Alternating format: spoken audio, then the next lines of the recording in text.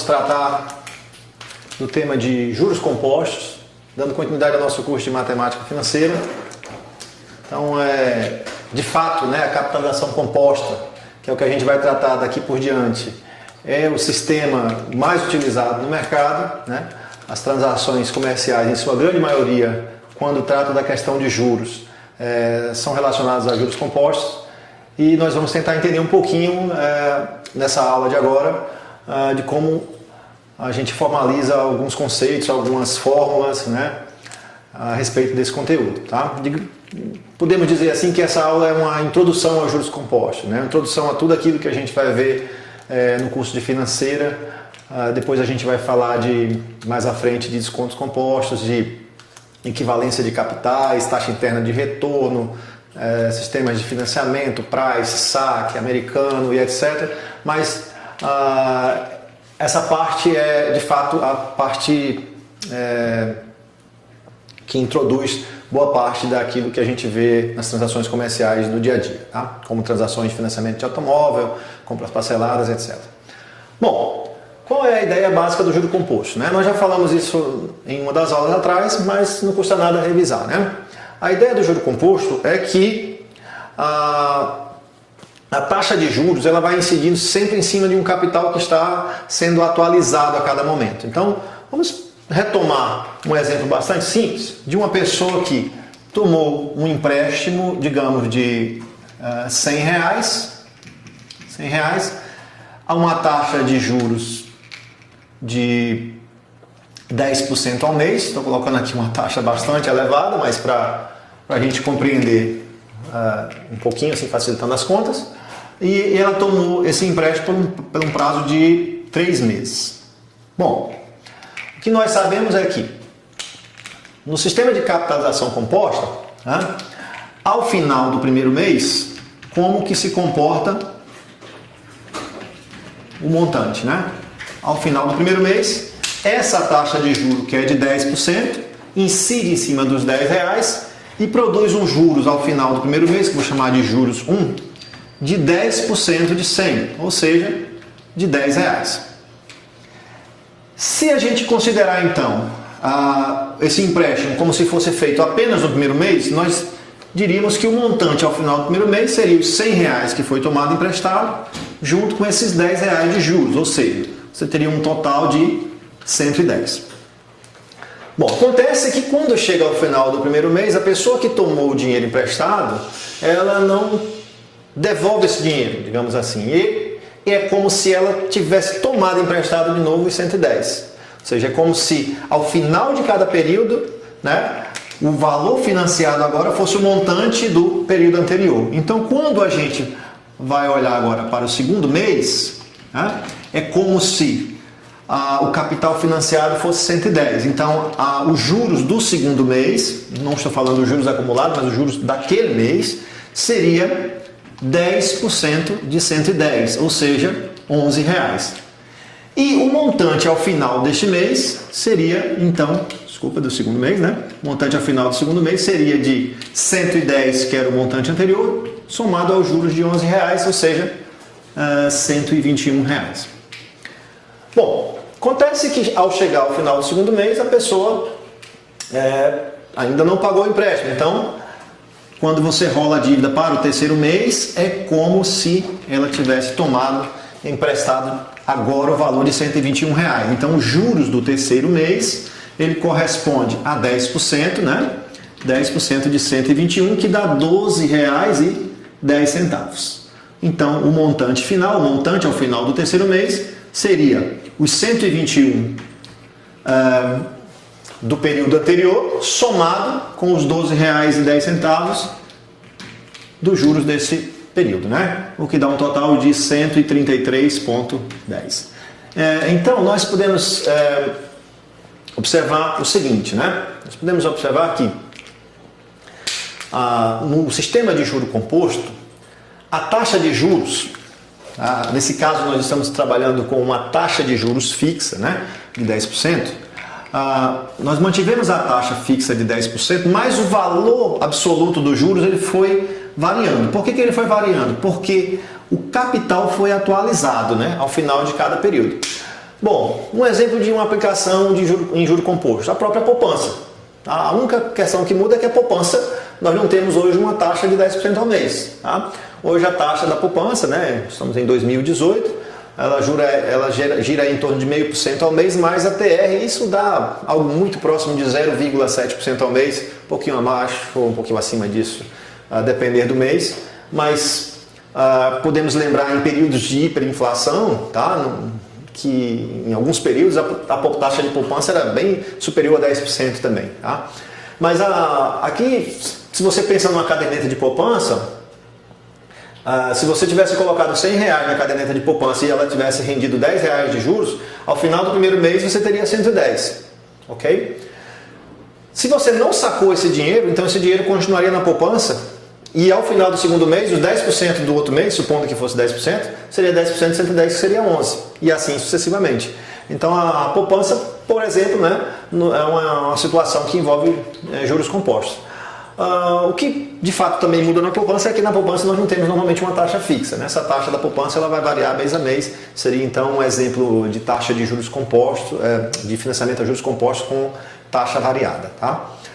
Bom, então a compreensão do juro composto, podemos dizer assim, é esta. Né? Como que a gente pode deduzir algumas relações então a respeito dos juros compostos? Ou seja, de que maneira nós podemos estar deduzindo estas relações? Então, estamos falando aqui juro composto com taxa fixa. Né?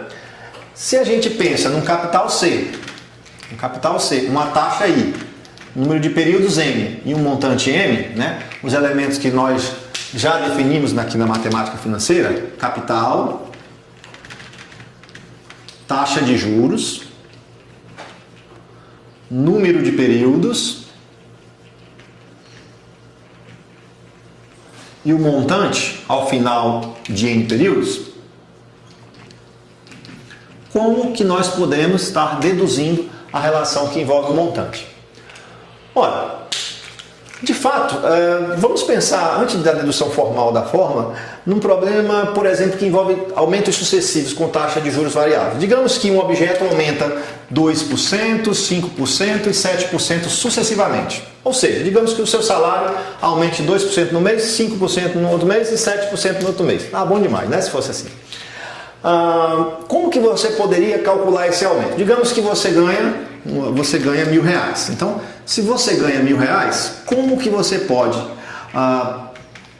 pegando esse valor de 1.000, calcular esses aumentos sucessivos? Nós já fizemos isso em outras aulas, né? Se vocês lembrarem, isso aqui é simplesmente multiplicar 1 mais a taxa, ou seja, 1 mais 2%, vezes 1 mais 5%, vezes 1 mais 7%. Então, que é a mesma coisa que pegar o R$1.000, neste caso, multiplicar 2% é 0,02, então é multiplicar por 1,02, vezes 1,05, que é o 5%, vezes 1,07.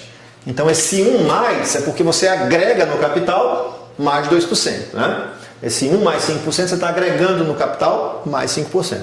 Então, se você realiza essa conta, o resultado dessa conta, né, é o que vai dar, né, o montante acumulado com essas taxas de juros variáveis. Tá? Nós vamos estar utilizando agora, e eu vou estar fazendo isso em outro vídeo, mostrando para vocês um tutorialzinho dessa calculadora científica que nós vamos estar utilizando no nosso curso. É a calculadora Cássio, né, FX82MS. Nós vamos mostrar depois para vocês um pouquinho dela, né, de como manusear. Calculadora científica simples. A ideia desse curso financeiro não é fazer contas na mão, né, ou de cabeça, mas é fazer usando o auxílio de alguma tecnologia. No caso, uma tecnologia bem simples, que é a calculadora científica. Nós vamos obter aqui o total de R$ 1.145,97. Observe então que esse valor de R$ 1.145,97 seria um montante acumulado, né, para taxas de juros diferentes. Ou seja, as taxas não são fixas. Mas isso seria um exemplo de uma aplicação financeira em juro composto. Para você achar esse valor, você pode fazer passo a passo também, que é encontra 2% de 1.000, dá 1.020. Depois encontra 5% de 1.020, e em seguida 7% do resultado e acha o montante acumulado. Para você fazer isso de uma única vez, basta pegar e realizar esse procedimento, que seria o procedimento de aumentos sucessivos que a gente já trabalhou em outra situação. Então, da mesma forma, né, nós podemos dizer o seguinte: se nós tivéssemos taxas variáveis, né, se as taxas fossem variáveis, ou seja, no lugar de ter uma taxa e nós tivéssemos uma taxa para o primeiro mês, uma taxa para o segundo mês, uma taxa para o terceiro mês e uma taxa para o enésimo mês, ou seja, as taxas não fossem necessariamente fixas, podemos dar como exemplo a taxa de inflação, né? Ela muda mês a mês, por exemplo. A própria poupança, mês a mês tem um valor de taxa diferente, embora seja bem perto um do outro, são valores diferentes.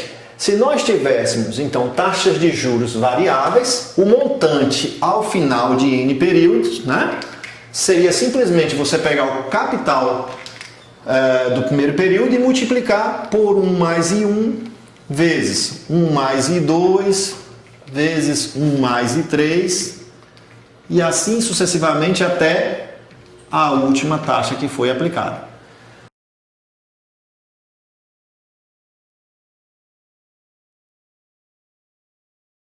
Ok? Então, nesse caso você teria um montante ao final de N períodos para taxa de juros variáveis.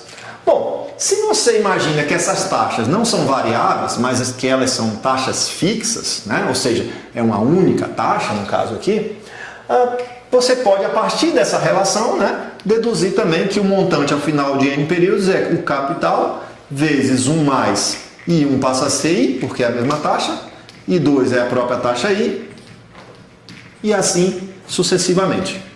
Ok? 1 mais I. O que você está fazendo aqui é multiplicar 1 mais I vezes 1 mais I vezes 1 mais I vezes 1 mais I. Quantas vezes? Bom, esse procedimento foi realizado do 1 até o N, portanto aqui você multiplicou esse fator N vezes. Logo, o montante ao final de N períodos seria o capital multiplicado por 1 mais I elevado a N. Bom, e essa é a relação, né? A relação que nós utilizamos para encontrar o montante de uma aplicação financeira em juro composto, né? De um capital que foi aplicado a uma taxa I durante N períodos com uma taxa fixa. Bom, claro que tem outras formas de eu chegar nessa relação. Daqui a pouco eu posso tentar fazer de outra maneira, mas só uma maneira também bem intuitiva. O que acontece aqui é duas coisas, né? Primeiro, como que é essa situação de empréstimo? Essa relação ela aparece inclusive no ensino médio, né? Quem vai prestar Enem ou fazer algum tipo de concurso nível médio que trabalha com matemática financeira é estudado no ensino médio essa relação também. Só que essa relação ela é introdutória, porque isso aqui seria a situação em que você pega um empréstimo com uma determinada taxa e só paga ele ao final de N períodos. Digamos que eu emprestei R$1.000 para o meu amigo Gilberto e ele vai me pagar uma taxa de 2% ao mês, vai me pagar só daqui a 12 meses. Bom, normalmente ninguém faz empréstimo assim. Normalmente eu não vou fazer um empréstimo com um prazo tão longo sem receber nada no meio do caminho. Tá certo?